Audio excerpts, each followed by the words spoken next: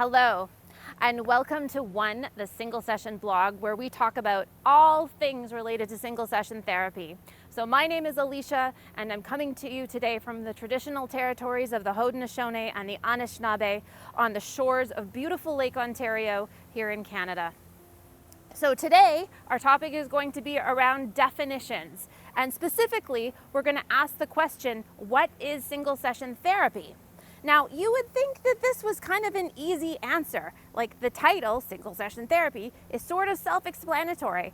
But in reality, when you get into the literature, there's kind of some gray areas about what the heck we're actually talking about. Now, the first thing to recognize is that single session therapy has actually been around for a very long time. It goes way back into the times of Freud, where there's quite a famous case study that he wrote about doing a single session with a client, and magic happened and everything was great and wonderful. That's way back then. As in all things, we have evolved a little bit more to this day. We're trying to refine really what that means in the field of single session therapy. So the first distinction to make is the distinction between planned and unplanned single session therapy.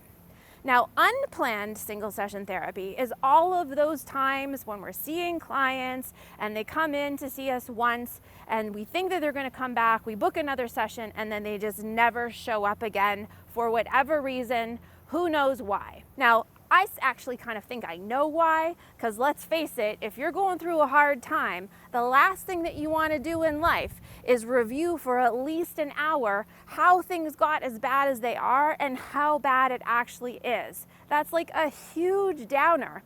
And yet that's the way that many people, and that we are taught, we should be spending that first session, that first contact with our clients.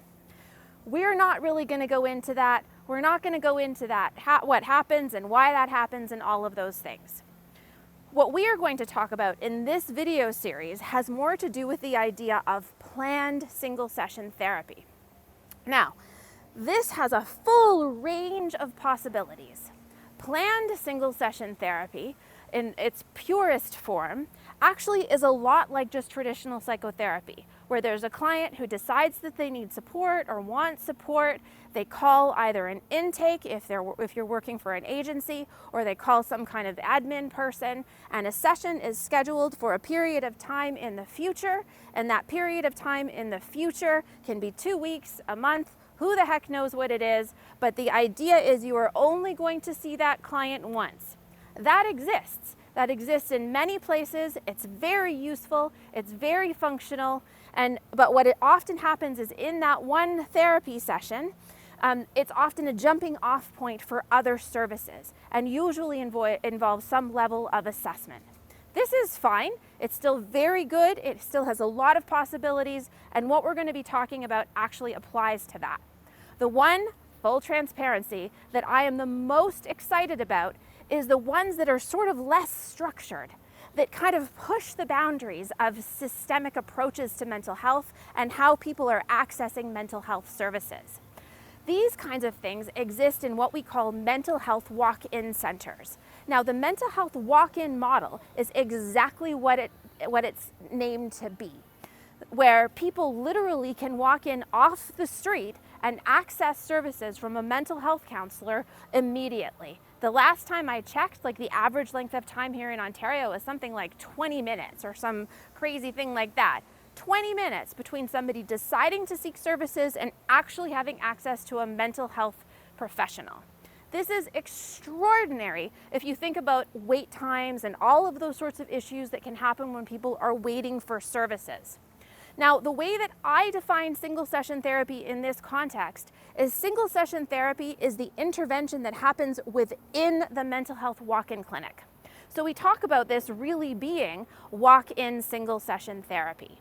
Now, again, that's not the only type of single session therapy that exists out there, even in unstructured contexts. If you think about humanitarian settings, that also can be viewed as single session therapy oftentimes, when people are literally just seeing people once, twice, because it takes so long to access those services, or they're inaccessible, or all of those kinds of things.